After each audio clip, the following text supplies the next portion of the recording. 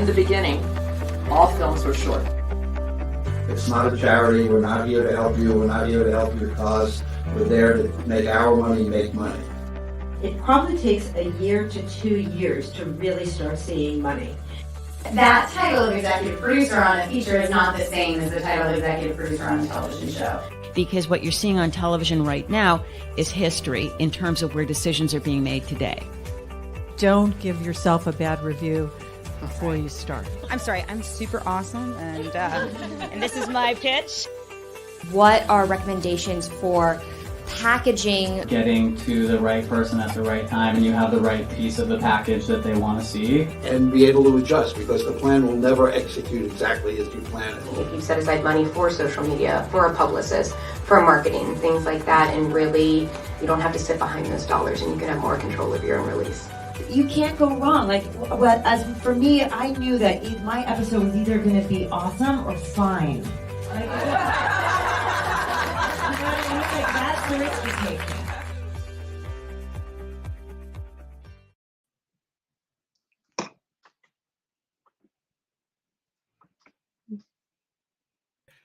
Joining us right now is Erin Carrere of Spy versus, is it Spia or Spia? Spia, I know. The Spia in your life you got to spy on. Which is it? It is Spy versus Spia because Spia is Italian for spy, and it's about an American spy against an Italian spy.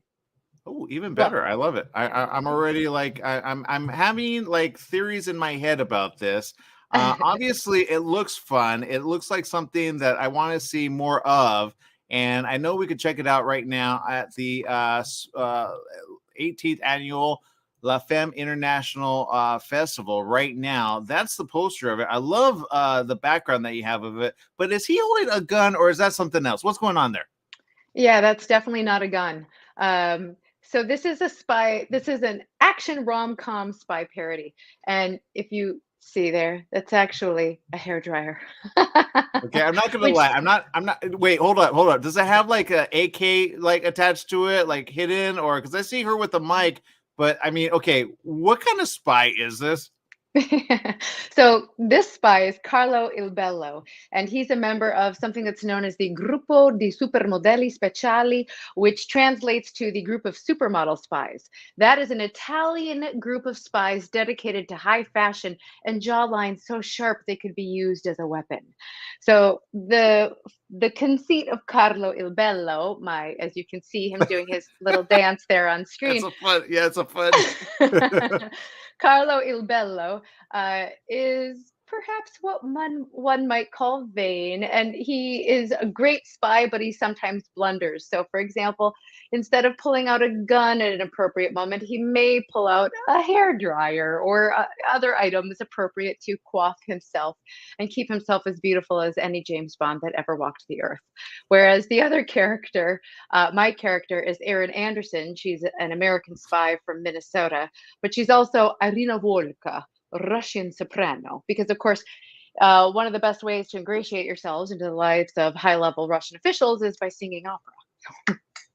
Okay, well, I gotta say this. It already looks good. It's shot very well, by the way. I'm working on an action film. I'm not gonna lie. I'm almost thinking of you as like directing this because you really pulled it together on this, and it looks like A, fun, and B, just like something that usually spy movies aren't, which are like, oh, I want to watch, you know? Thank you. I will say we had an amazing cinematographer. Her name is Janine Sides, and she's also a stunt cinematographer, meaning she did a lot of the action and fight scenes we did. She was literally in the middle, rolling around with her camera. She has done jumping from buildings with stunt people with her camera. She's amazing, an amazing cinematographer. We were very lucky to get her. Okay, I'm excited for you. I'm excited for the entire thing that you're doing there. Again, it looks fun. It looks like I know it's like, how long is this? It's made for television and/or. You know, I could see this as a film, though. Are you like in talks for that, or? I would love to be in talks for that. We originally wrote it so we've written multiple episodes, and we wrote it such that if we were to film them all, it would actually also give you the experience of a feature film. Right now we have just this proof of concept pilot episode, and I would love to make it a feature film or a limited series or whatever, however it would like to live. We actually filmed it just before COVID, and then we had COVID to edit and put it together. And there is, it was that was a time where we were like, oh no.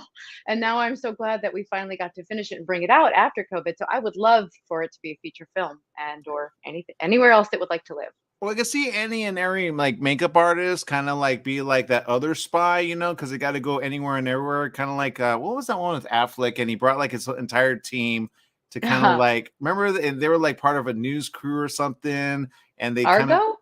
Yeah, that one. Yes.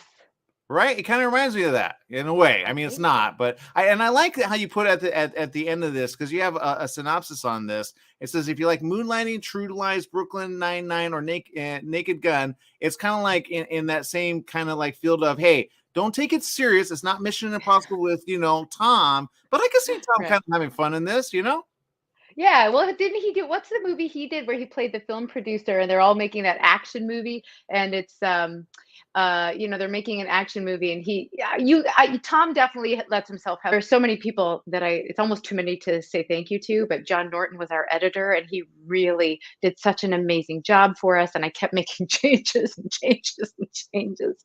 So I'm just so lucky, all of the people. And then Graham Dunn did our post-production sound. So many people contributed. I'm sorry I can't name them all right now, but you'll start playing me off with the music. So. Well, here's what I love. It looks like film, right? And right now we're at a time where I'll give you an example. I probably watch every other day something with my mom because I want her safe, right? I don't want her to get any virus, right? There's so many viruses out there, right? And I say, okay, what do you want to watch next? And she's like, okay, I want to watch this, I want to watch that. But if it's got action in it, and yours does, she's like, okay, if it has like just like talk, it's got to be like intrigue. And so she likes a lot of international stuff as of late. She's been watching Paris films, France films, and she doesn't even mind like the occasional like dub, right? She doesn't like reading. She hates reading. But I go, okay, we're at a time where you can watch these films on your device, on your TV. And recently I got like a TV because the other one burnt out because we had like a power surge or something.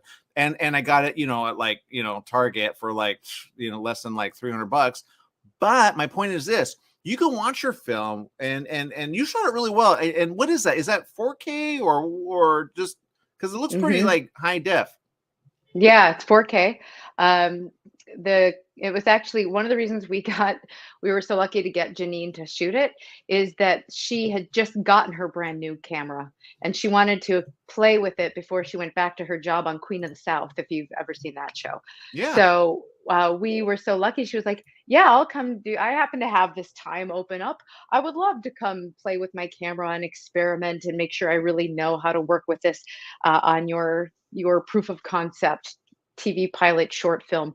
So we were lucky to have that. And I do hope that, when people watch it, they laugh, but we did write it to try to give a little something for everybody. So not that we're trying to please everybody, but we wanted, what's funny about the spy genre and what's funny about a will they, won't they romantic comedy. We wanted to bring those elements together. So that's why there's some action as well as, so far the main characters are only ever fighting, but it's fun fighting.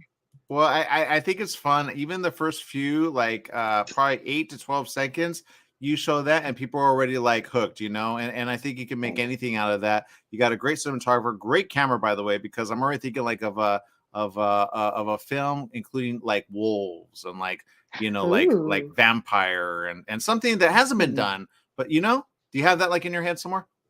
I actually do have a project in my mind for vampires. All my life, people have told me I look like a vampire, which I finally, once I became an actor, realized it was a compliment.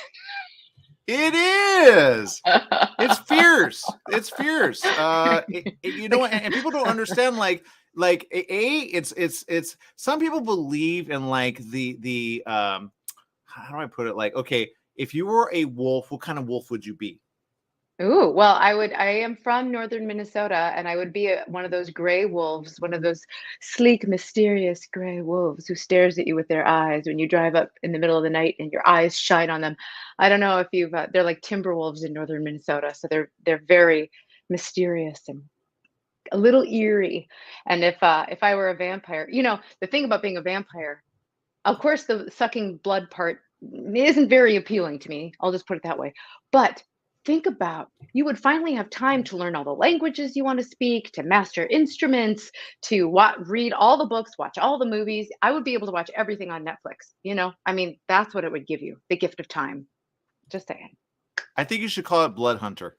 What? Yes, I love it. Blood Hunter. Although, again, personal aside, like blood. Well, do you like steak?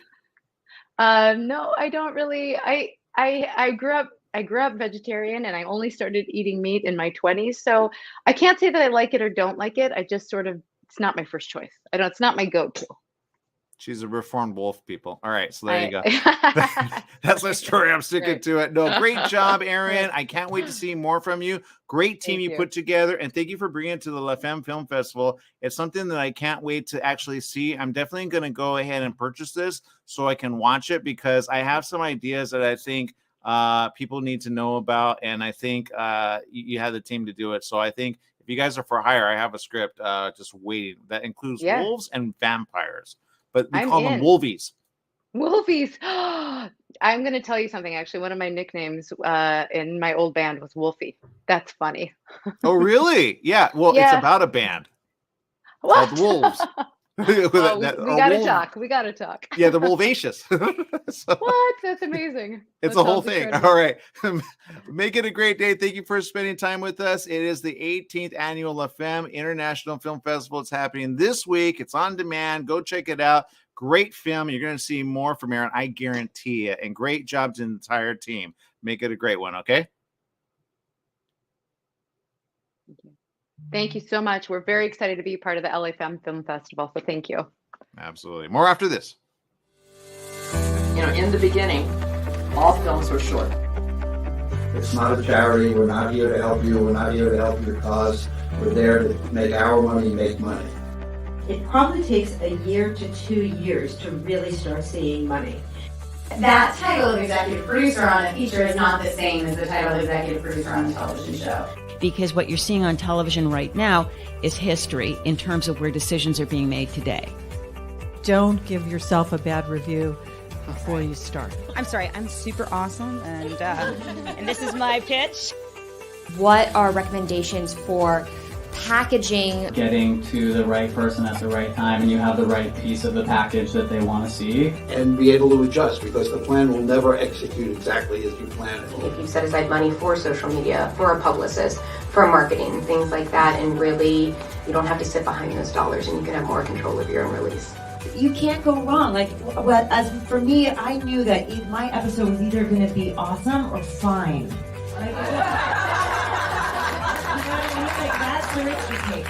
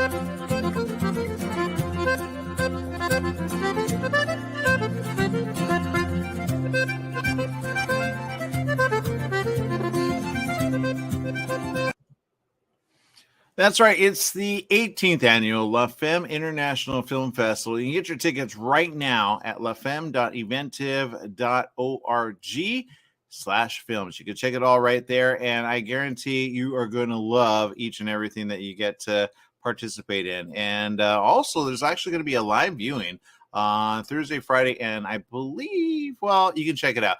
There's a bunch of panels, a lot of industry things happening, especially if you want to get into the world of film. Some people actually get started through the La Femme Film Festival. I know we've done it so many years that we actually go, wow, like we see them like years later, we go, oh my God, now you made that little short into a film. So a lot of these ones that say proof of concept, actually, it's a real thing. Sometimes it happens behind the scenes after someone sees it or it gets featured in a festival. Some actually, let me put it this way. Some get a award and then they actually feature that as well. So the La Femme International Film Festival has been able to give out awards left, right, and center. And sometimes they say, hey, got featured in. And sometimes actual distribution companies will look at that and they'll say, worth a watch. So you got to get in, and you got to get in with a film festival that actually does things for you. And the La Femme Film Festival is exactly one that does that. I will say I've been a part of a lot of film festivals in the past years, but this one always helps the filmmakers through it all. And I will say it was started by a group of people that actually do a lot of things behind the scenes. But of course, the one who does everything and anything, Leslie Lepage and her entire team, they go through the arduous task of seeing if these films are worth seeing. And sometimes they can't even fit them all. So if you have a film or you're thinking of one, you want to participate in the panels. There it is right there. So click on the link. It's right there. Easy for you to check out. More after this. Stay tuned.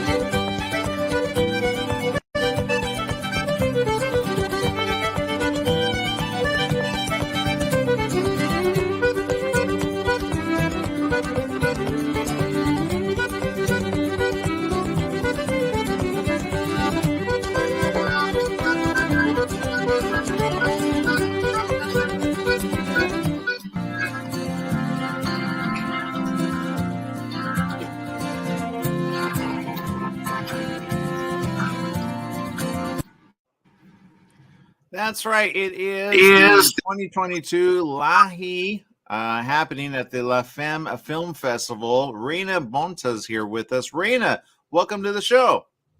Hi, thank you so much for having me. I'm so happy to be here. No, we're happy to have you with us. I understand this is actually a film. I know you did this with some great people. Can you talk about it? Yeah, I made this film. I wrote it and directed it and produced it with an incredible team that shot during the final week of 2021 on island, on location in Hawaii. And it's just a really exciting project about reconnecting with your culture, about third generation cultural identity, Filipina identity specifically. So it explores a lot of really important themes that are close to my heart and close to my history as a person and a filmmaker as well. Okay, first of all, great job. That's number one. Number two, I'm looking at this and I'm a little jealous. I'm not going to lie. What does Lahi mean, by the way? Because I understand she returned, the character Mimi de la Cruz returns to Oahu, which, not going to lie, I'm like, I need a vacation. Do you got the hookup? Right. Lahi is a term in Tagalog, which is a language native to the Philippines, that translates to race. It's a word that means kind of, you know, about your heritage and where you come from. And it's a word that I actually learned recently when reconnecting with my Lola, who is my grandmother. That's the Tagalog word for grandmother. And she is someone who's been really central to the project, has inspired a lot of it as well.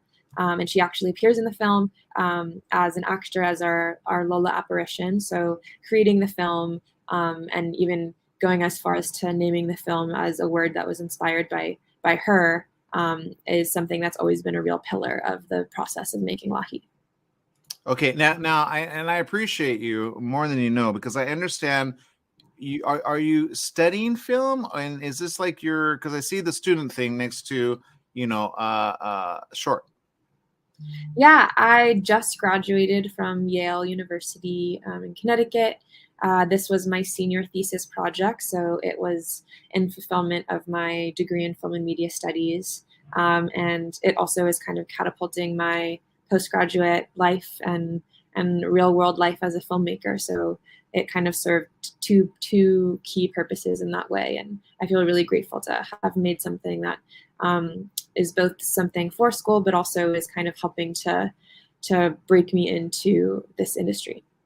Well, one of our social media viewers right now, Rich, is saying, what was the easiest versus hardest part of making the film? I think he wants to go to Hawaii soon. I think one of the hardest parts about making the film was definitely doing this all during a pandemic, and filming it during 2021. All of development and pre-production happened remotely while I was in Connecticut on the East Coast, and my entire crew and support system was on Oahu. And the easiest part of the film was the people that helped, make this possible. It was the incredible support system that I had, and I primarily met, most of them through my year away. I took a year off during the pandemic from Yale to kind of make sure that I was getting a really enriching experience still, even though we were kind of doing classes and academics through Zoom. And during that time off, I worked on the set of Magnum PI, a reboot of to CBS show, which filmed on Oahu, and then kind of working through that was able to make some really incredible relationships and friendships that helped me, later on when I had kind of decided that I wanted to create this film. Those same people who I met and collaborated with on Magnum PI came on as crew members and team members for this short film. So I feel really lucky to have met them. And I would say the easiest part of making the film was kind of doing this all with an incredible support system that was them. Well, I know, there are some people that don't understand the ability to make a film and then make it with a team and then make it let me put it this way. When you go where you're at, that's easy. But when you shoot on location, that's sometimes sometimes there's, there's people that kind of understand. Then there's people that go, oh, you need a permit, or there's someone that, kind of, makes it a little hard. And then you go, but it's, and the student thing doesn't even work anymore. Was that easy or kind of were you able to kind of take snippets of the location or how did you do that? Yeah, so because I was kind of in a completely different location in Connecticut and on the East Coast than where we were filming, I had my producer and cinematographer really be key essential people in helping to location scout for us and send photos and diagrams and be really thoughtful and thorough in selecting the places that we were going to shoot. And lucky for me, there are people who are really experienced on the island and are shooting in dozens of different locations every week. So they kind of had an amazing arsenal of ideas coming into that process already. So I think I was very lucky to have them as collaborators for helping to secure our locations on island. And you're right, it is such a beautiful place and full of so much incredible history and Filipino culture as well. So it was not only, narratively suited for the project, but also aesthetically beautiful and a place that is just so rich in so many different things. Well, look, you brought some really good stuff. It looks like it has heart. It's at least a good 20, right? And I will say, it deals with the loss of a grandma, right? And what is it something that you were able to include that you're this is very personal to me? Yeah, it's personal to me because I grew up raised by my grandmother. She was born and raised in the Philippines and is a child of war and survivor of war. And I was really lucky growing up to have her tell me the stories of her life and her personal history and our family history from the Philippines. And the film is personal to me in the sense that it deals with cultural reconnection. And I think there was a long time for me where I was, hearing those stories that she told me, but not necessarily listening to them. And it was kind of during these more recent years of my life where I've really grown to appreciate her life and contributions to society and Filipino culture in a new way. So I think it's personal to me in the sense that it's kind of reflexive. It's a way of exploring and reconnecting with culture for me as a filmmaker. But the film itself explores reconnecting with culture and appreciating your family identity. So while my grandmother, I am so lucky to say that she's still with me, and the film deals with the loss of a grandmother. It's kind of exploring the more theoretical concept of what happens when the person like your grandmother that ties you to your cultural identity is no longer with you. Well, I'm not gonna lie. I'm kind of glad you actually have her alive. That way, it's not like because some people do that after, and you're like, now you appreciate them. Come on, So good job. Thank you so much. I appreciate it.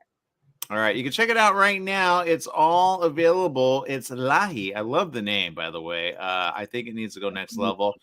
Is there a film like coming soon, like in the future with this? Do you think? Feature film?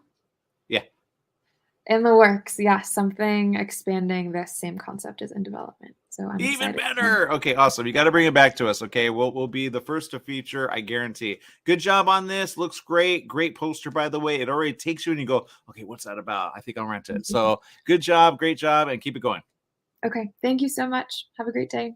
You too. All right, more right after this. In the beginning, all films were short. It's not a charity. We're not here to help you. We're not here to help your cause. We're there to make our money make money. It probably takes a year to 2 years to really start seeing money. That title of executive producer on a feature is not the same as the title of executive producer on a television show. Don't give yourself a bad review before you start. I'm sorry, I'm super awesome, and this is my pitch. In the That's right. Joining us is Kang Blue's very own Miss Lee. Look, great job on this, by the way. Thank you. Yeah, it's something that's pretty amazing. It's something that we all can identify with, unfortunately, all around the world. And I have to read this out. It says, during the pandemic, a 4-year-old Asian girl facing COVID-related adversity finds the courage to free herself from her security blanket. What does that mean? What's that about?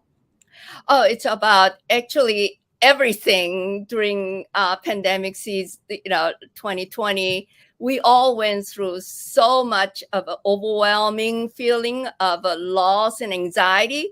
So it's about, and Southern California had this like bioluminescent global warming activities going on, and with things got all sparkling, and then blue. The girl dress, it's Elsa's Frozen, the dress she wears, and father who has a blue uniform or scrub because he's ER doctor. So blue kind of, gave me idea. Okay, all this I can put together as some form of a poetry in a sense. What we're going through, all these difficulties. So I just put together sort of a bouquet of the difficult time we're going through. Well, I'm not gonna lie, I love it, and I think it's amazing. I think if anything, it's something that it's shot well. I'm very big. Sometimes there's film that is shot and you're like, okay, you shot with your little cam, big deal. This one you could tell you put a lot of thought into it and the choreography of it. How long have you been doing film? Oh, that's a good question, because I've been away from filmmaking for over 2 decades. Wow. I've been taking care of my mom, and I've been kind of step aside from my filmmaking career. But I promised to her, because she always felt bad, like, oh, you sacrificed for me, and that. No, Mom. I promise you, I'll make a film. And she passed away about 5 years ago. Here is this first film, Kang Blue. Oh, you know what? I can already say I know. A, she's thankful that you were there for her, and B, you're not like other kids, that go, bye, see you later. I'll do my own thing. And C, I'm glad you're back to it, because I think we need good film and we need good story. And I love how you tied the whole thing together. And talking about the little one, I see her take a little blanket into with the little one, which is real young. Does it deal with some very like, things that are like kind of very telling of the time that we're in? It's called Yes, pandemic it's a for a reason. security blanket, which is we all comforting and we're hanging on. But if a 4-year-old girl has courage to let go and stand on her own, we can all learn from it. And then I think it convinced the story. I hope people can relate. Oh, the girl really is sort of having her own heroic moment that nobody knows how she did it. She never tell anybody, but she did it. She sacrificed her little blanket, security blanket, to her younger brother. By the way, the baby, we had to wait for the baby to be born. In July, we found out this lady is 8 months pregnant. So we waited until she had the baby, and then we had to wait 3 months for the baby to be in the film. And this is during pandemic. Okay, I can tell you the social media chat room's already kind of like filling up right now, and people are like so happy that you did this because A, it looks great, and B, again, it's part of the great selection here at the La Femme Film Festival. I know when you say you stepped away from it, I want to almost go back to like when you did it like all the time, because I could tell you have a lot to give, and in this film you kind of did that. You also put a team together. And I can imagine like you got more behind you. What's around the corner for you? Okay, I was Sundance Screenwriters Lab 1996, and the feature film project got turned around. It's a story in Koreatown leading up to 1992 riot, which is the 30th anniversary this year, and we still do not have a feature film actually. It's voiced by the Korean immigrants' voice. So I'm looking forward to launching my first feature. Well, you know what? Good. I will be there to support you 100% because it already looks good. And if you need anything we'll talk. But that's a great thing about the La Femme Film Festival, which a lot of people don't understand. It's a social thing. So other filmmakers get to meet other filmmakers. Sometimes we do a Zoom thing, and then we get they all on at the same time. And then we go, okay, what project are you working on? What can you need help with? I know about in 2020 and 2021, especially 2020, Leslie did that. And we had like this wine thing after the fest. And anyone that actually bought a ticket could participate. And everyone was like, okay, talk about where you're at, team up with somebody and then make it happen. Right now we're here. And you did it. Good job, by the way. Keep it going. We have a question here from Rich. He says, any advice on working with children or babies when making a film? Because you did make it look effortless, by the way. Oh, no. Trust me. I almost died. No. No, I mean, it was very, we had to do like a COVID test. We didn't even have a rapid test like we do, So every day we had to do COVID test for all the people, all the crew members, and having to have a 4-year-old girl with infant in the movie, it wasn't easy. I mean, but it was good. Everybody kind of put themselves together, and I think we just came out of it and survived basically. Well, I love digital, and I tell people, including if you have to do pets or anything. The great thing about digital is you can erase and repeat, where you couldn't do that back in the day with film. You you had to get it right there because it was so pricey, Yeah. I mean, it's not that cheap actually. Digital think that it's still having to put qualified crew members together. It's not cheap. Yeah, well, you made it look effortless, and I'm going to bring it up again because I think people need to see this. And when I play the trailer, and all you have to do to participate, people, is just click on the link below, and we'll include it on everything. Get the word out, and you'll see it right there. And it's really cool because I love how you got the bioluminescence. They actually just had that again. It was reported on, I think, in the news this last week. So good job. But I love how you just put the whole story together, and you just right there with just a trailer. It's like, oh my God, I want to know what that's about, Yes, and we as you know, anti-Asian rhetoric's going on after after Trump saying, Chinese virus and kung fu. And I just wanted to put out there because it's all in the part of a whole elements at the time. And we're still having difficulty with there's a hate crimes against the Asians. Well, and I've seen it and I said, do you live on the same earth? Like, do you have a cold? Do you have a flu? Did you give it to someone else? Do we call it the Trump virus? What they, so anyway, that's my story. I'm sticking to it. I know I'm going to get somebody to say, hey, how dare you? I say, hey, we're almost at war with Russia. I mean, what do you think? Right. So you got to be careful. Exactly. Yeah. Yeah. Well, thank you so much. Because I especially want to thank to LA Femme International Film Festival, because I have not been really lucky in a sense being selected, and I could not believe it. La Femme International Film Festival saw this film, and without any previous award or anything, they picked it, and I'm very grateful. I'm very, very grateful. Well, I could say right now, if Leslie were here, she'd say you deserve it because they watch you and everyone. I don't know where they found the time. Seriously, I'm like, can I get on the panel? They're like, no, it's us. I go, okay, fine, because I kind of want to see these films, But you're right, I don't have the time. But I'm glad they picked you. Now other people can watch it. They can watch it on their device. They can watch it on TV if they have a smart, and all they have to do is just type in right there, lafemme.eventive.org. It'll give you the details, and then download the app. It's available on your smart device, Eventive. Go check it out and get featured. All right, people, make it a great day. We're going to see you around the corner. Thank you so very much for bringing all the great film to us, and I can't wait to see more, okay? Thank you so much. All right, more after this. Stay tuned.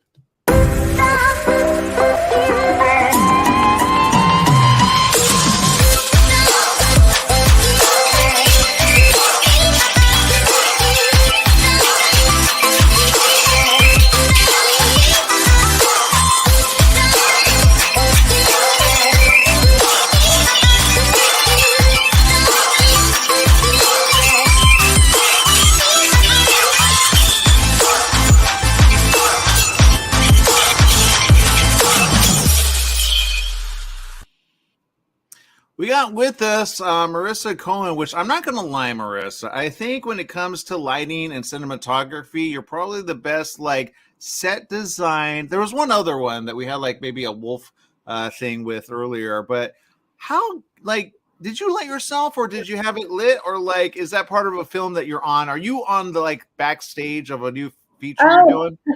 You mean the nice angelic lighting I have right now? Very right. Thank you. No, well, I'm here in Portland, and we actually have some poor air quality today, and I think that's from I don't know what it is, forest fires on the West Coast or what have you, but it's making it very hazy outside. It looks great on the cam. I'm not gonna lie. That's the one tiny benefit of forest fires, I guess, is some nice lighting on your computer. But no, I have a skylight here, so that's probably it. So it looks great. I think you should shoot something. Look, you got an animated thing here. It's called The Cloaked Realm. I'm not gonna lie, I really like this type of animated, I don't know what to call it. It's a style. I like it. The Cloaked Realm, what's it about?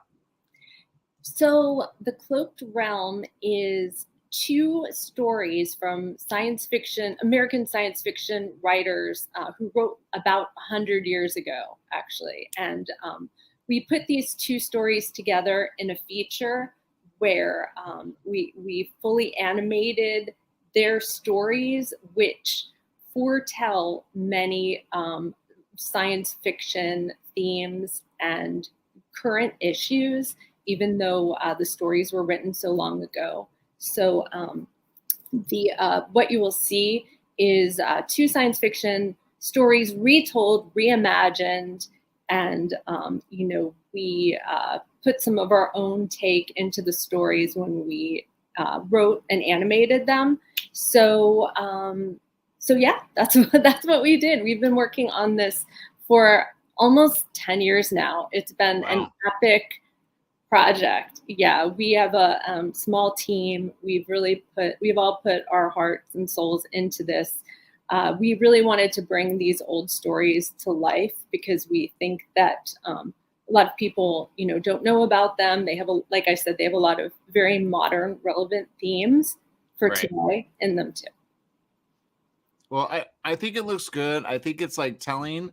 It kind of reminds me of something like I like Black Mirror, right? And it has that kind of feel, but animated. You know what I mean? Not like Animatrix, but although that one scene at the beginning kind of reminded me of that. Like many stories, all telling a thing, right?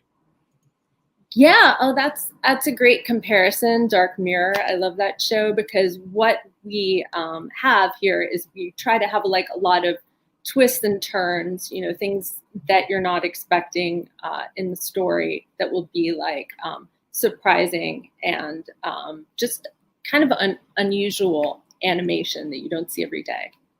Yeah, exactly. And I understand we can find more at Cloaked Realm. Very cool.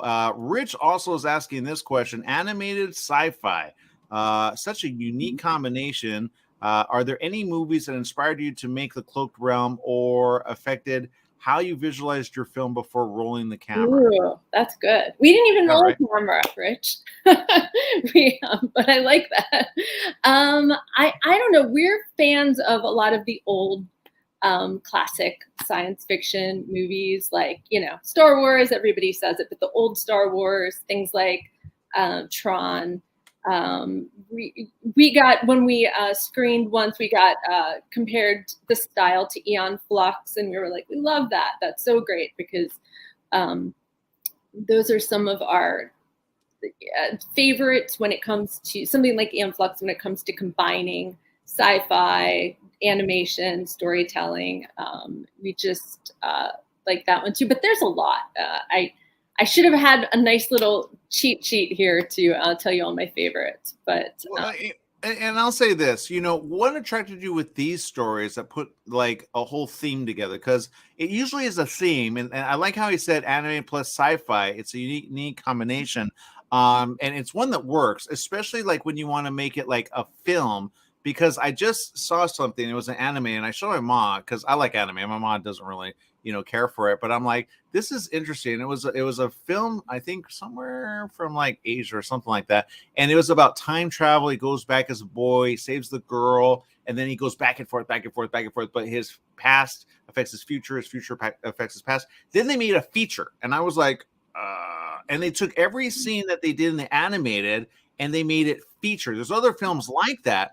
And you go, wait a minute, like, you think Sin City, like that's based on the comic. So I guess my question is, if they wanted to make this a feature, how could they, using your series, you know what I mean, of special stories? If who did? If he wanted to make a feature, I just missed the beginning of that. Oh, anyone? Kind of like, okay, I'll give you an example, backwards. Matrix had Animatrix, right? But that was like little short stories about the world of the Matrix, right? And now Matrix lives on, right? You got 4, 5, 6, 7 coming pretty soon. So what would you say, like with this, like if somebody had a story and you wanted to highlight that in an animated, is there a second one, Cloaked Realm? Oh, yeah. Well, actually, we made a whole series of stories. It's like an anthology series. And this feature here is our director's cut. So we have a whole, this is part of why we've been working on this for so long. We have a whole series, 10-episode series that we're just finishing up now. So this is kind of part of that world that we created. But yeah, I see what you're saying about the bounce back from live action to animation. I mean, one of the reasons I've always loved animation since I was, 12 or 13 is like, it's possible to tell stories that you might not be able to tell with, live action. You can't, well, I mean, you can if you're a huge budget production, right? But as an independent filmmaker, it gives you the ability to go anywhere, have all kinds of special effects. It's kind of wild what you can do with animation, right? I feel like that's a tool and filmmakers will be exploring more in the future. It is, and if I may kind of like bridge a gap, sometimes people that do comic, right, they wait for a feature film. but there's a lot of comic going like Marvel or DC. They're not going like independent unless you're like Dark Horse, like Hellboy or some of those, and you got big budget. But animation is the next best thing, especially the way you did it. I know it takes time, it takes effort. You said this is a project that's kind of had some time, but let's say somebody wanted to take a comic, like a first issue or a 0 issue, and then make using your animated, like, you know, because you have a team, right? Right. Yeah. I mean, how would you do it? I mean, we just had the vision that we needed to do this, so we did a lot of research, looked at a lot of animators' styles. We found a team that we thought was a great fit, who they're also really passionate about science fiction and bringing these stories to life. So we have a synergy with them. So I would say if you want to bring a story to life through animation, things are more possible now than they were in the past. I think that, you know, if you get inspired and do research out there, who might want to work on this with you, who might want to animate it, you know, maybe you can. It's hard. I saw the interview you did earlier with the woman who animated the 20-minute piece herself. That was awesome. So yeah, yeah, I've been watching some of your interviews today. So yeah, I mean, you could try to do it yourself, but that's sometimes, you know, you can find people who you have like synergy with, who want to work with you. And we ended up, one really cool thing is we ended up working with people all over the globe, really. Like the tools that we have today allow you to, you know, if you want voiceover actors who maybe they live in Korea, maybe they live, you know, on the other side of the planet, you could work with them potentially through voiceover. And, you know, you can do so much even when you're not in the same location these days, like we are doing it interview right now, right? So I'm so glad you just said that. I literally just sent a script to a little kid that I discovered. His mom I have on the show. I do, you know, on this station, and you know, I heard his voice over like Skype, and I'm like, "Is that your son?" She goes, "Yeah." I go, "I have a story. It's including a prince, a dragon, and a kingdom. And if I like get it to you, do you think maybe he'd want to do it?" And then he's the one who said, "Hey, Ma, can I do that?" And then she's like, "Do you have it ready?" I go, let me get my like week together. And then I wrote it real quick.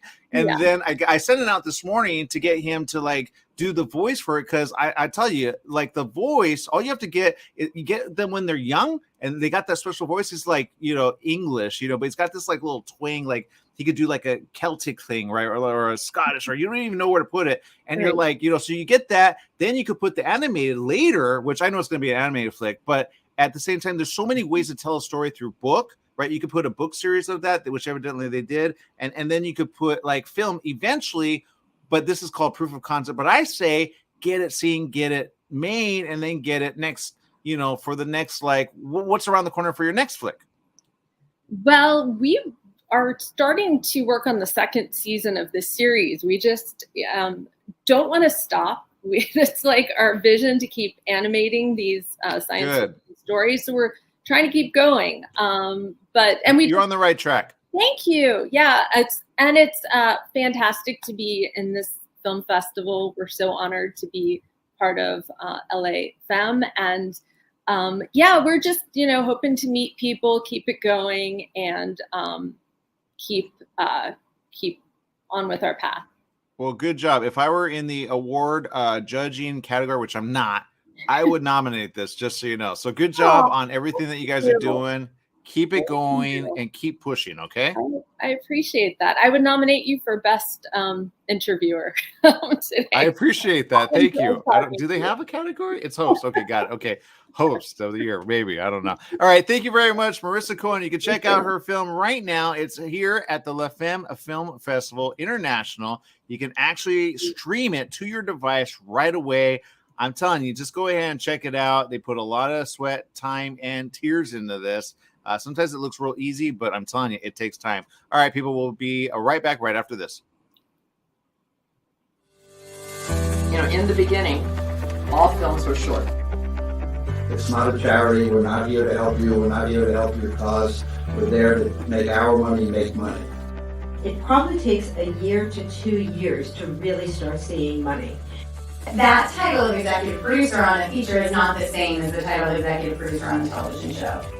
Don't give yourself a bad review before you start. I'm sorry, I'm super awesome, and this is my pitch. We're here with Vivian Vitolo, and Vivian, look, you got a film here. We're just kind of featured it right there. You can click on it and then actually purchase it. All you have to do is select the showing, and then you can have it on demand all throughout the fest.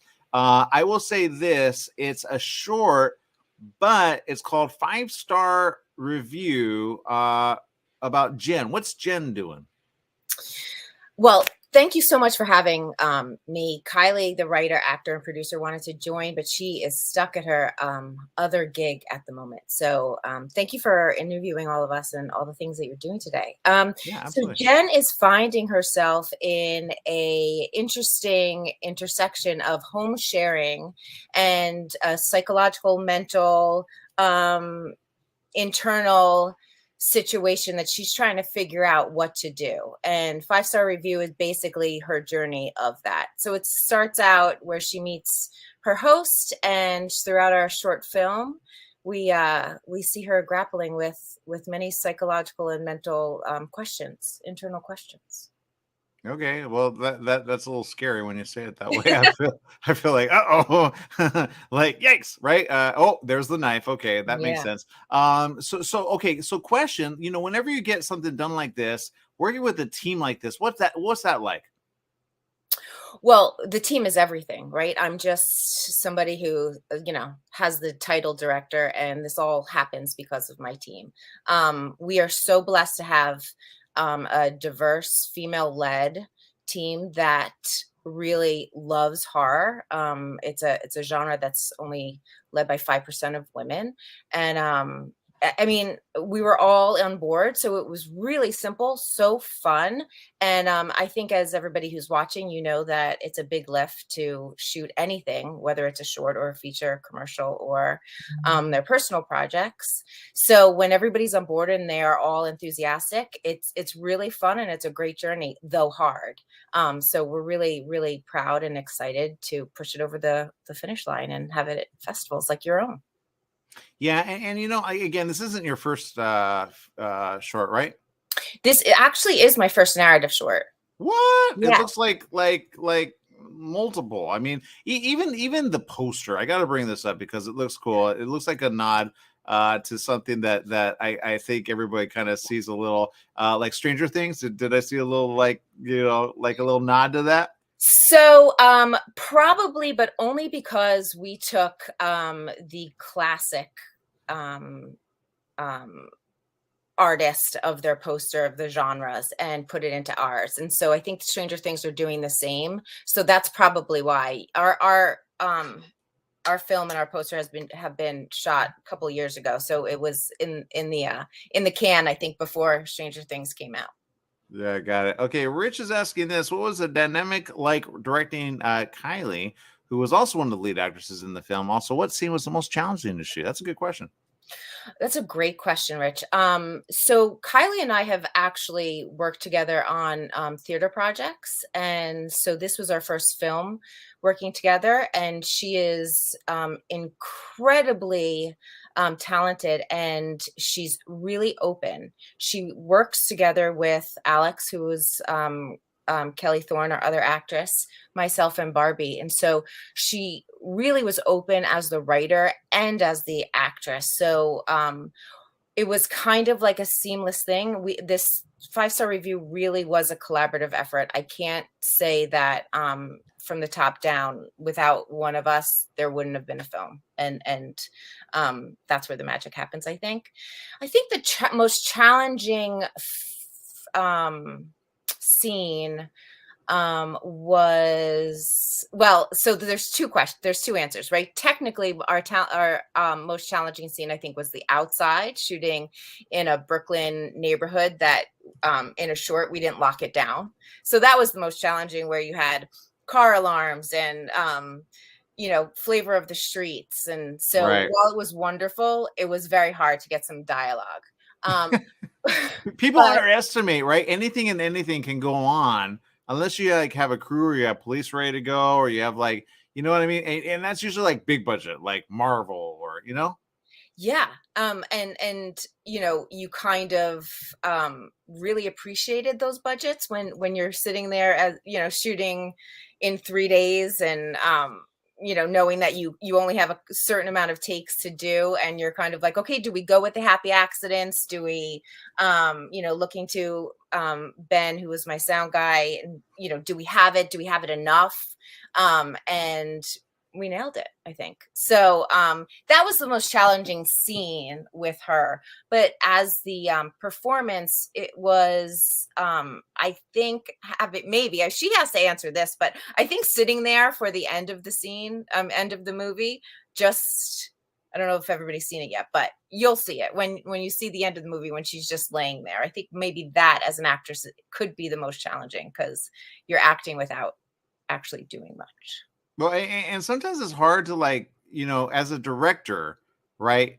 Directing the person who helped write it. You know what I mean? Like, you know, do you let them like, do you have like a cue that you go, okay, are you going for this? Are you going for that? Or do you kind of feel it along the way and like, okay, can we make this the best? Do you say, hey, can we reshoot that? Can we go with this? Are they open to that? You know? Yeah, I think I was actually kind of spoiled because, like I said, Kylie was really open, and we discussed a lot of the scripts before we even crewed up. You know, we broke it down, and we cut some things out, and you know, all the filmmakers out there, you know, days of, we were cutting things, you know, because of time. And so she was really kind of along for the ride, and she listened, and there are certain things that she was definitely like, no, this is what I want in there. And you know, as a collaborator, I have to be like, okay, you know, and so like, how do we make it work? How do we make the storyline, the through line, on budget, on time and stuff? And so she I think I was spoiled. So if I work with a writer, actor, producer for the next time, I might have a different answer, but we really worked well together to make it come to life. Well, I'm excited for you guys. Great job. We're going to bring it up again. Right here it is. 5-star review. It kind of makes me go, do I want to go to Airbnb anytime soon and give a review? Is she going to have a knife? And is she going to call me out on some stuff? So I don't know. But excited to see it as part of a great lineup of films. It's right here at the 18th Annual La Femme International Film Festival, all happening this week. Go get your tickets right now. Type in lafemme.eventive.org/films. We'll see more right after this. Thank you again for spending time with us, Vivian. Thanks so much, Aaron. And thanks for having us at the festival. Absolutely. You know, in the beginning, all films were short. It's not a charity. We're not here to help you. We're not here to help your cause. We're there to make our money make money. It probably takes a year to 2 years to really start seeing money. That title of executive producer on a feature is not the same as the title of executive producer on a television show.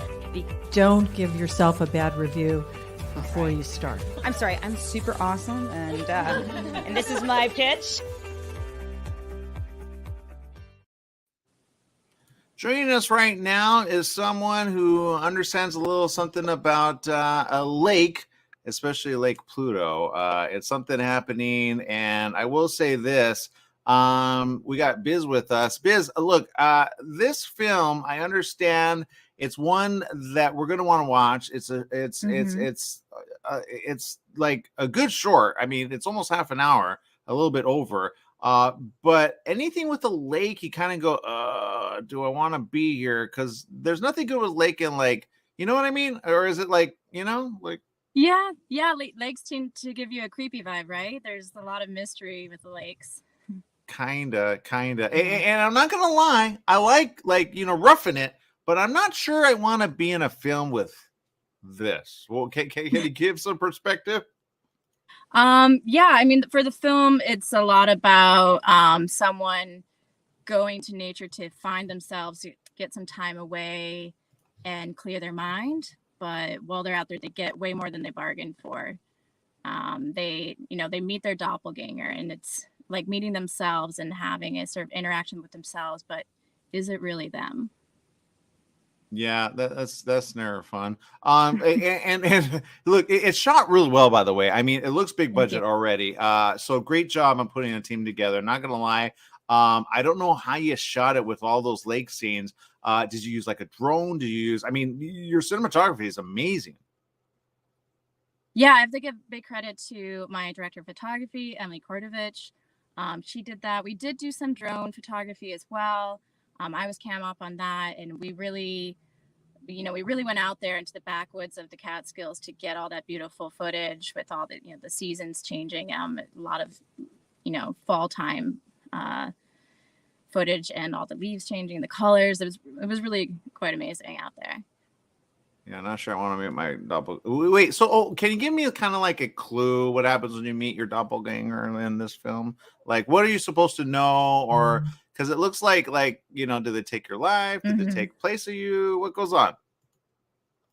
Well, I mean, the main character, she thinks she's just there, and she luckily found someone who she can talk to about all her problems, because this double knows everything about her life. But really, the double is someone else, and they have their own motives to, what do they want out of this relationship? All right, that makes sense. In other words, okay. Well, look, I think it's great time, right? It's October, right? A lot of people are checking out like horror, and kind of, and I don't know that I would put it like in the suspense thriller category, right? Yeah. Okay. Yes. Yeah. Not horror, but definitely a line of suspense in there. But I want to see a film out of this. Can we make it happen? What would it take? I mean, I do think there's more to explore to the story and the characters, and you could really get into it. And I've thought about it, maybe it'll become a feature, but, there's also other sort of sci-fi, what I call sci-fi light stories that I'd like to explore as well. Okay, well, we got a question from social media, and it's coming from someone. He says, do you have any advice for filming at a lake, especially either outside during the day and night? I have a question on that, by the way. Is there any, because when you feature anything over water, you got to be careful of reflective surfaces, right? But when you get things in the water, I'd be like, certain people are like, I'm not going in there. And you're like, dude, do it. And then you got one take, like that woman going in. There's only one take. And you did it at the calm of you know what I mean? And that question is by Rich, by the way, but that's the rest of his question. He says, it looks really difficult. Light, bugs, nature. Yes, it was very difficult. I mean, I really wanted to show woman in nature, how small a person is compared to the vastness of nature. So I really went for it, but it is tough to, battle the elements. We had a lot of issues with weather and rain and, inconsistent lighting. I did find a beautiful lake where, it was backwoods country, so there was no problems with other people being there, but, had to get my cinematographer out there and waiters, get her in the water. You have to make sure your actors are comfortable with getting in the water. It's freezing out there. You got to be ready to bundle them up as soon as they're out of the water. There's definitely a lot of logistics that go into it. And as far as the reflections and stuff go, I mean, for me, that was the fun of it. And part of the whole point is that you see a reflection in the lake, and that's something I wanted to play up. Well, you did it well. I'm kind of going, uh-oh, right? But I got to watch it. It makes me want to watch it. It's called Lake Pluto. It's one of the many films that you can find here. And I will say, what I keep asking this question. I'm going to ask it a little differently. What do you want to do that you haven't done yet? Because it sounds like, I mean, I would make this into a feature, not gonna lie. Because I think you have what it takes to do that. Because there's a couple of films that's reminding me of, there's one called Smile, which is kind of creepy, not gonna lie. We talked about it on our show at ABC Radio. But I will say this. I think there's another one that they just did with I didn't understand it, but it's kind of shot in that I don't know if I want to go into the woods anytime soon, but if I do, I kind of want to come out maybe as the doppelganger. You know what I mean? What's the other attraction to the other films that you want to do other than this? Because I really think this is a feature. Yeah. I think what I really like in terms of genres is what I've been calling sci-fi light in my head. And it's something where it's real life, but there's just one small twist to reality. And so, you know, in this story of Lake Pluto, it's just a woman going to woods camping, except for there's one thing that's different than reality, that our normal lives. And I think that lets you explore different stories beyond sort of like the regular natural world. Okay, well, you know what? I say make this a film 100%. I think it's a great calling card, and I think you could bring all the actors back, and then you could do a part 2, a part 3, a part 4, kind of like the Destination series. You know what I mean? Yeah, or a limited series or something like that. Yeah, because it's a good idea. You know, I know it's been done differently in different ways, but I like the way it's shot, and I love the time period that it is. Can you speak on the time and like, because sometimes getting that vibe of like, you know, I think it's called the 60s, right? In the late 60s? Yeah, there's two time periods. There's present day, and then there's like a 1960s era. There's two sets of sisters, modern day and 1960s. And you know, that's a lot of fun doing a little bit of period drama, but you know, because we were such an indie production, we had to keep that small. Mostly it was done through wardrobe, and in part that's because I wanted to show, like, I chose that time period, and I just wanted to show a passage of time and how long like the bond of sisterhood could last. Well, you can get your tickets now at lafemme.inventive.org. You can get it for $49. You can get all the great films. You don't have to choose just one. And again, this is one that I say, get this one and then get all the rest as well. And then, you know, promote the heck out of it. That way, La Femme Film Festival is here to stay. And then, of course, these people get next level what they really want, which again is feature length, because you put a lot of work into this. I say you might as well get paid for it. You know what I mean? I wouldn't say no to that. All right, so there you go. All right, we gotta take a break. We'll be back with more right after this. Thank you for your time, Biz. Thank you so much. Bye.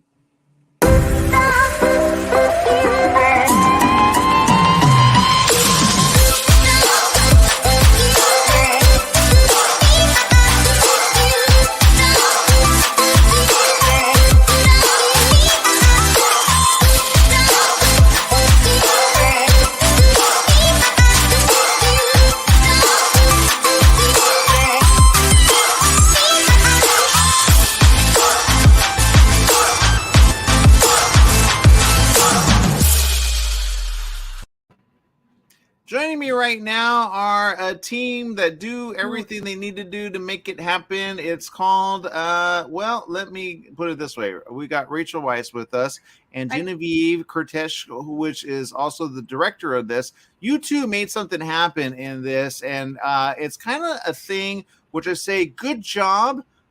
And what is going to happen next? Because lately I've been interviewing a bunch of people that have talent, and I'm like, okay, we need to see the future. We need to see the future. Everybody's like, no, I'm done with it. I'm going to move on. Or the Earl King, what's going on with this? Well, you can take it, Jen. Do you want to answer? So it all was kind of baby born from Rachel's mind, and referencing this. The Earl King is actually a Germanic fable, poem, all that good stuff. Yeah. And it's, we would love to make it into a feature. I think it's got, it could go the length, and it's about a story of a girl who falls in love with a mythical creature, the Earl King.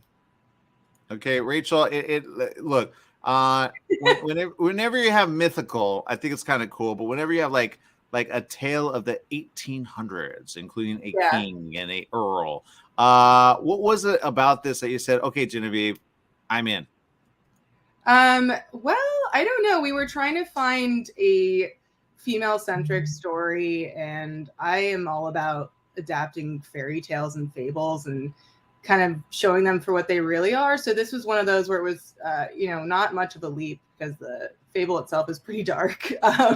So that fable was about a little boy who dies in the forest because the Earl King takes him. So we just switched it around and made it a young woman and kind of her exploration of her own sexuality and her identity. And I don't know. That's stuff that she and I are always into. So it was the perfect fit. Well, it makes sense. And I got to read this so that people understand what they're going to watch. Yeah. It says, set in the 1800s on the edge of the American wild, Leora, a young woman from a strict religious family, runs away from her village into the arms of an ancient woodland god. Already got me. Who inhabits the forest. His name is the Earl King, and has promised to love her and give her freedom. Suddenly turns sinister when Leora realizes that he has other plans for her all along. What plans are that? I mean, that's kind of giving away the whole movie. I know. I don't know if we should say, but we also have this. Go ahead. There's also this theme about like toxic relationships. So it starts, all happy, and you can't imagine life being any better.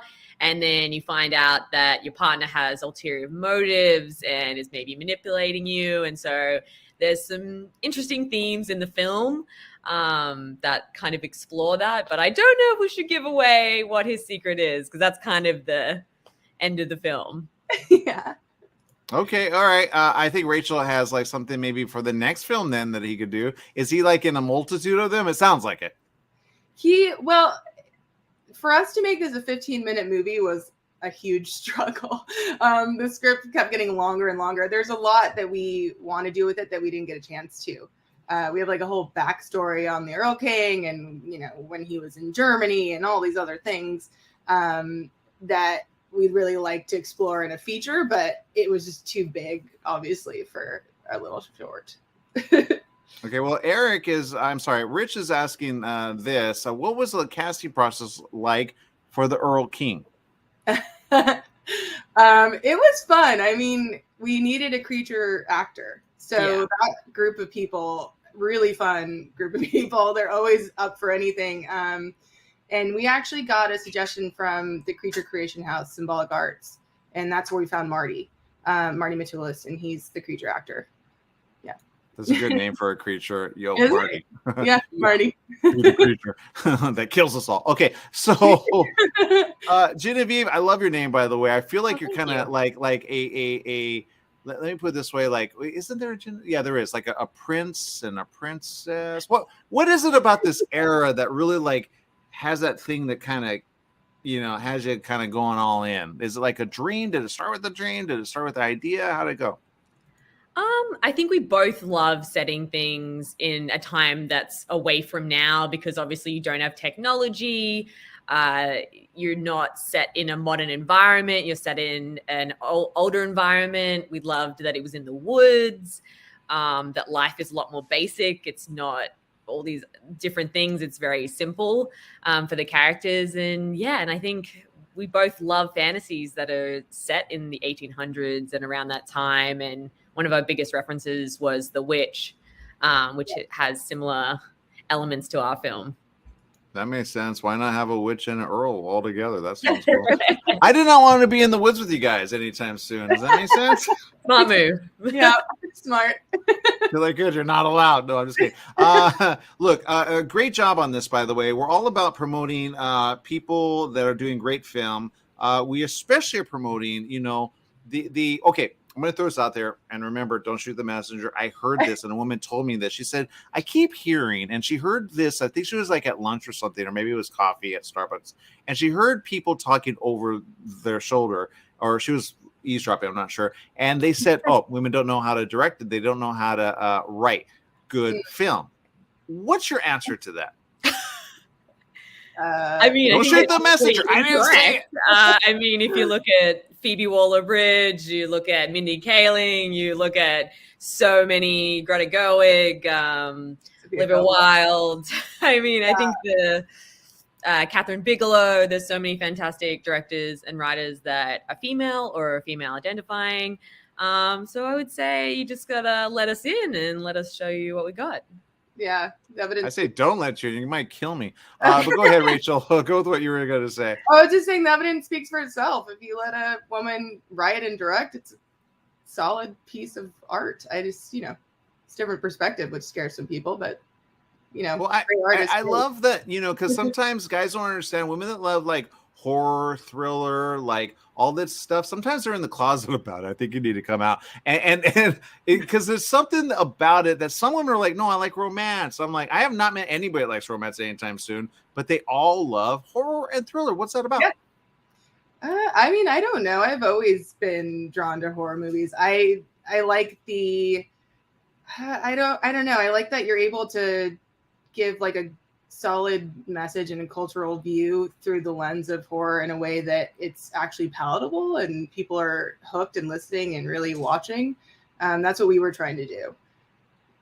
Okay, well, it sounds good. Genevieve, Rachel, great team, great everything. Is there any nod to any actors that you really said, oh, you hit it out of the park? Oh, both are our actors. Yeah. Like both our actors were fantastic. Marty was amazing. Emma, who she looks 16 in this, but she's actually 23.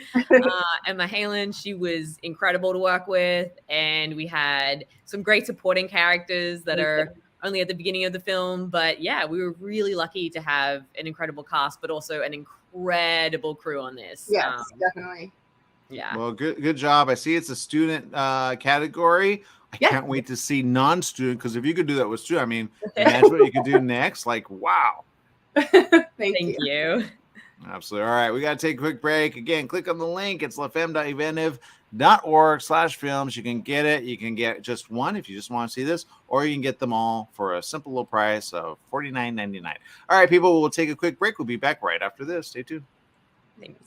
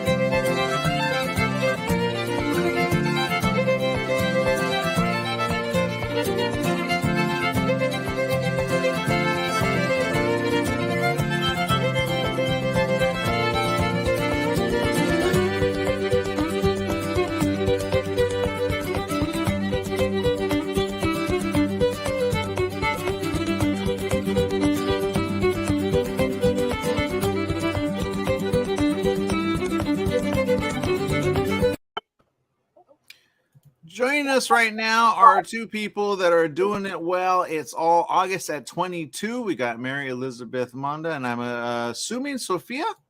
Yes. Awesome. Okay, so you both are a part of this film. It's interesting because it's a feature. It's an hour and a half. We've been getting a lot of shorts, not going to lie. But doing a feature is something really amazing, and I understand you two are kind of going to do something else as well? Do something else in the future? Yeah. Yeah, definitely. Always, This is the first of many. Hopefully. Okay, so let's talk about that. August of 22, what's it about? It's about a Cal who's a floundering actress, and she accidentally falls in love with her best friend's girlfriend. Got it. Yeah. So it's a little bit of a backwards love triangle. Okay, well, I like backwards. Backwards is always good. Obviously, you know, when people see things like this, they go, okay, what do I do? Do I make it happen? What do I do, right? And this film deals with a lot of stuff, including like some great cast. Can you talk about how you put they all together? Yeah. So Allie, the star and the writer of this movie, she is playing Cal, the lead character. We knew each other at college, actually, but we weren't friends and collaborators until we both lived in New York. And then Jorge, who plays her best friend Bobby, we met in acting school. So that was like our connection. And then we did like the open casting call for Jacob, who's like the love interest, the like childhood best friend. And he submitted through Backstage, I believe. Mm-hmm. And he auditioned for us and he was perfect. And then Lily Kay, who is Emily, she's amazing. Allie met her through her acting class. It was the same studio, but different sections that where Jorge and I met. And Lily Kay is actually, I believe Your Honor season 2 is coming out, and she's in that, and she's also in Yellowstone season 5, which is also coming out very soon. So we're very excited for her. So a lot of our actors came from the same studio, Terry Knickerbocker in New York. So they had similar training. You guys had background together. It was a really close environment throughout the process.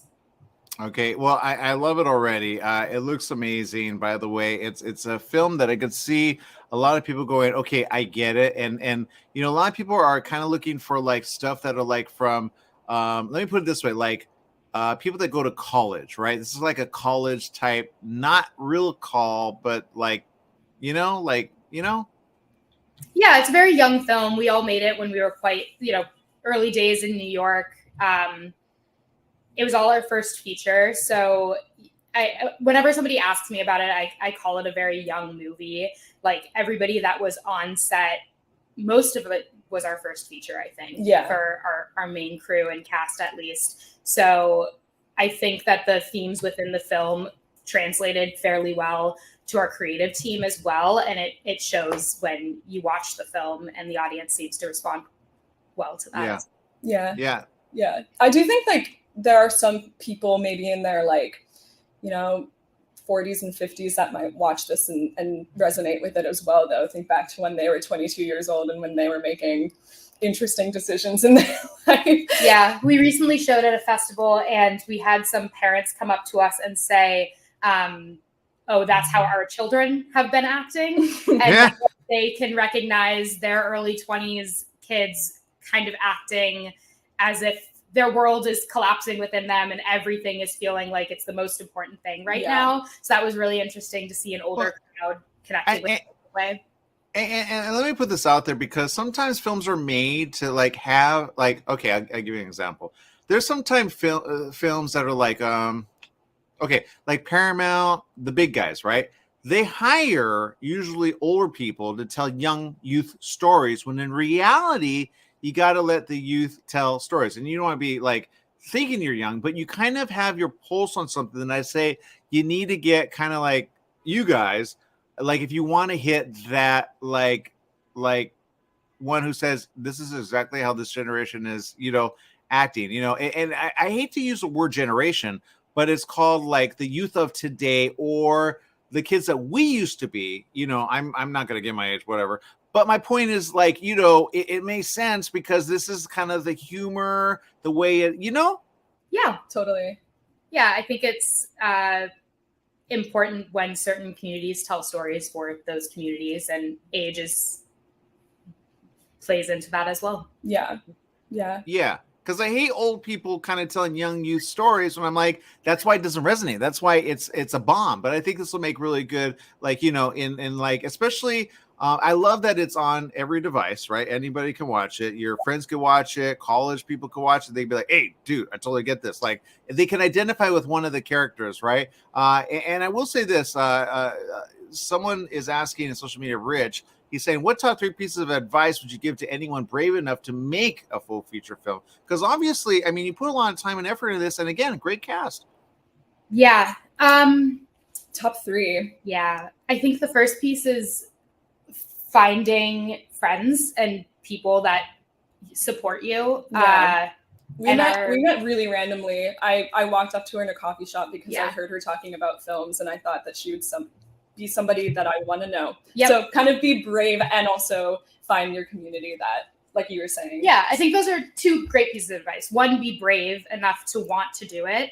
And 2, find the community members that share similar values. Sophia, Ali, and I, the 3 key creatives here, we all knew what it would take to make this feature and how it was going to be made. It was made in a very, you know, scrappy early 20s type of way. So you have to find the right people. I guess another piece of advice is lean on your community. It's similar to finding the right people, but lean on your community and make sure you're reaching out to different, you know, we used a lot of local businesses, a lot of women's groups to find our crew. Make sure you're using a lot of local communities instead of trying to figure it out yourself. Do it all yourself. Yeah, I think definitely, like, along the same lines, putting your ego to the side to ask somebody on your team who might know more than you, and you have to first of all admit that you don't know everything.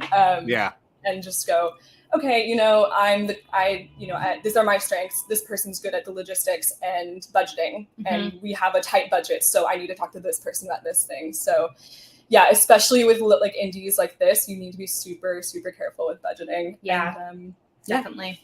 Just do that. Well, I'm glad you mentioned that, budgeting, because you know, budgeting is kind of like what people. I'll give you an example. We had an interview earlier. I'm like, okay, I'm going to France, right? I got the hookup now, finally. It's just like, we do it for the fun of it, you know, film like making for art, right? And that's a very, you know, French thing. But they kind of put their time in, they put their energy in. And here, it's kind of expensive to make a film unless you have like tax credit or, you know, like, where did you film it? We filmed in New York, mostly in Brooklyn, actually all over New York. Yeah, a little bit in like lower Manhattan, but yeah, mostly Brooklyn. Yeah, we crowdfunded the entire film pretty much, and it was made for a very low budget for a feature. And yeah, we filmed mostly in New York, didn't have a tax credit or anything like that. No. And I love that you crowdfund. It's a thing that is kind of like, for last, I want to say like maybe 4 or 6 years, I've been seeing. I remember we helped promote on our show, ABC KMET 1490 AM. We promoted a crowdfunding thing. It was called Agent 88, and the guy came in and he's like, hey, Kickstarter was just brand new. Indiegogo was there. What platform did you use to crowdfund? Indiegogo, actually. Yeah. Awesome. Okay, so putting even that together, sometimes people go, I don't know if I have the time, and then some say, I don't know if I want to do that, and then others say, I don't even know how to get the word out. I barely have like 3 friends on Facebook. You know what I mean? Yeah, it's definitely you do have to commit to it. If you're going to crowdfund a project, you kind of have to reach out to every single person you know. You have to make sure it's the right project, because we've seen a lot of projects where everybody tries to crowdfund every single project they do, and it doesn't. You can't make projects like that all the time. So pick and choose the projects that you are really passionate about, and make sure you're budgeting properly so you know how much money you need, and commit to your crowdfunding so that you can make it look really good and market it correctly. Because you might only have 3 Facebook friends, but you know a lot of people in person probably. So make sure that everybody knows about it. You're emailing all of your communities, all of your connections. So yeah, I also think that goes back to what you were saying about being brave, like just to do any step of this. Like, it's a hard thing to ask people in your network for money. Yeah. But when it's something that you're passionate about and they see that passion and you talk to them, you know, those 3 people might know 3 other people, and then it just grows exponentially from there. But you just have to take that first step. How long did you take in that part of the crowdfunding? Because that really is sometimes the reason some people never make money. They don't even put even the time in to find the money, you know? Yeah, 3 months. I think that's right. Yeah. I think about 3 months. We started before our crowdfunding went live. We started reaching out to direct contacts first, and then we did our live, like, public crowdfunding. Yeah. So, Okay. Well, public for 3 months. I love that you did it. Don't forget to email them and say, hey, we got into the Femme Film Festival. Thank you very much. You know what I mean? So give a nod to them. And again, we say thank you for bringing it to the Femme Film Festival. The entire filmmakers are going to probably get a chance to see it. I know I'm going to have a chance. So great job. Great team you put together. And I'm pretty sure you probably got some friends out of this and maybe some hopefuls for another film. Are we talking, you know, anything soon? Yeah. I'm ready. Yeah. Well, we're both working on projects, not together necessarily, but hopefully something together soon. Yes. All right. Well, I think you need to work together. Don't let people divide you. Okay. When you have a winner, you work with that, and then you go next level. That's what George Lucas did, right? He worked with everybody. He still works with Harrison Ford on the side. You know, you never know. Totally. Yeah. I'll be your Harrison Ford forever. Oh my gosh, thank you so much.